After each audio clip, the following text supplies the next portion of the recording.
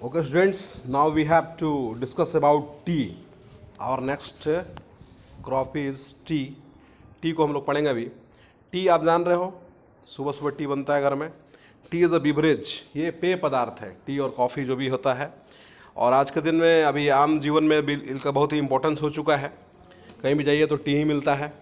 किसी को सस्ता में निपटाना है तो टी से काम चल जाएगा. 5%. T cultivation is an example of plantation agriculture. जो टी कल्टिवेशन है वो एग्जाम्पल है किसका? प्लांटेशन एग्रीकल्चर का. प्लांटेशन एग्रीकल्चर मीन्स एक लंबे एरिया पर एक ही फसल जो लगाया जाता है उसको हम लोग इस रूप में जानते हैं. ये उसी का एग्जाम्पल है. आप जान रहे हो कि बहुत बड़ा बड़ा टी प्लांटेशन वाला एरिया रहता है. It is also an important beverage crop. Beverage मतलब होता है पेय पदार्थ, जिसको पिया जाता है. ठीक है, ये बहुत ही महत्वपूर्ण बिवरेज क्रॉप है. It was introduce in India initially by the British. इसको भारत में इंट्रोड्यूस किसी ने किया था शुरुआती दौर में? तो ब्रिटिशर्स ने किया था. अंग्रेजों ने एक अच्छा काम करके किया कि उन्होंने चाय से हमें परिचित करा दिया. ठीक है, और it was introduce initially in by British today. मगर आज most of the tea plantations are owned by Indians. और आज सभी जानते हैं कि आज बहुत सारे जो टी प्लांटेशंस हैं, जो एरियाज़ है, वो इंडियंस के ही है. अब इंडिया में तो इंडियंस का ही होगा, अब किसका होगा? अब तो ब्रिटिशर्स इधर है नहीं, मगर शुरुआत उन्होंने किया था यहाँ पे. आप देखे थे किस प्रकार से सिविक्स में पढ़ा है कि टी प्लांटेशन के लिए यहाँ से लोगों को माइग्रेट करके वहाँ लेके गए थे वो लोग. So the tea plant grows well in tropical and sub tropical climates having deep and fertile well drained soil rich in humus and organic matter. देखिए ये किस प्रकार के एरिया में, किस प्रकार के क्लाइमेटिक कंडीशन में इसका ग्रो होता है.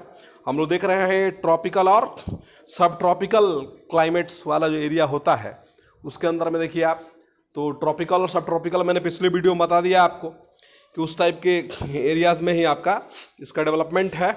और हैविंग डीप एंड फर्टाइल, और यहाँ पे मतलब गहरा और उपजाऊ ज़मीन चाहिए. वेल ड्रेन्ड सॉइल चाहिए. वेल ड्रेन्ड मतलब जिसमें जल निकासी हो, वाटर लॉगिंग नहीं हो, जल का बहाव हो. आपने देखा था किस प्रकार से जो हम लोग एग्रीकल्चर पढ़ रहे थे आपका उस एरिया में, हिली एरियाज़ के अंदर में. तो हिली एरिया के अंदर आपने देखा किस प्रकार से जो कंटूर फार्मिंग और कौन कौन से तरीके से बनाते थे.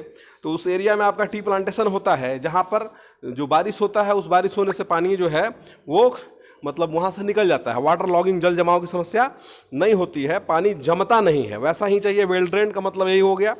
वेल ड्रेन्ड सॉइल मतलब जहाँ पे ये हो पाए.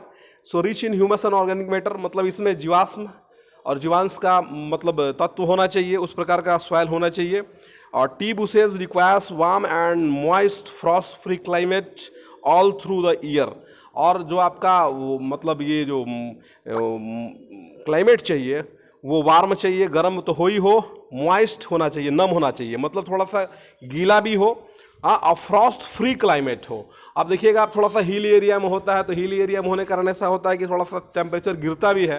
तो वहाँ पे ऐसा नहीं कि बर्फ़ गिर जाए. ठीक है, पाला रहित, जिसको फ्रॉस्ट फ्री को कहते हैं, पाला रहित. पाला समझते हैं आप? जिस तरह आलू में पाला मार देता है बोलता है. ठीक है, वो पाला मतलब ठंडा से रिलेटेड है. ये फ्रॉस्ट फ्री होना चाहिए थोड़ा सा, मतलब सनशाइन जैसा, मतलब कि ऐसा नहीं कि बिल्कुल इतना ये हो जाए कि फिर वो फसल खराब हो जाए. तो वो फ्री चाहिए उस तरह का. All through the year frequent showers are evenly distributed over the year to ensure continuous growth of tender leaves. और ये frequent showers are evenly distributed, जो बारिश हो वो ऐसा नहीं कि आज जम करके बारिश हो गया फिर बारिश हुआ नहीं, ऐसा नहीं. मतलब इवनली डिस्ट्रीब्यूटेड हो, मतलब बराबर रूप से ये बारिश हमेशा वहाँ निरंतर होता रहे, ताकि उससे आपका जो उसका जो टेंडर लिप्स है, जो कोमल पत्तियाँ हैं टी का, उसका ग्रोथ हो सके, उसका विकास हो सके. T is a labour intensive industry. T जो है वो लेबर इंटेंसिव इंडस्ट्री है, मतलब इसमें आपका लेबरों की आवश्यकता पड़ती है. आप जान रहे हैं कि उसके जो पत्ते होते हैं उसको महिलाएं तोड़ती हैं. आप देखे होंगे कहीं जगह, आप टीवी वगैरह में देखे होंगे, कहीं भी देखिएगा, आप सर्च करिएगा गूगल में आपको दिख जाएगा. It requires abundant cheap and skilled labour. यहाँ बहुत ही प्रचुर मात्रा में लेबर चाहिए, सस्ते चाहिए और स्किल्ड चाहिए. अब सबको थोड़े आता है, कुदारी चलाना है वो भी सबको नहीं आता है. तो मान लीजिए पत्तियों को तोड़ना है, हाँ, तो बहुत प्रेम से तोड़ना है, अच्छी तरीके से तोड़ना है, ताकि जो चीज़ निकालना वही निकाल पाए.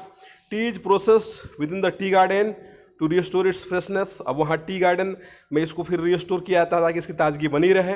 आसाम, कौन कौन सा एरिया है देखिए, आसाम, हिल्स ऑफ दार्जिलिंग, दार्जिलिंग वेस्ट बंगाल में पड़ता है।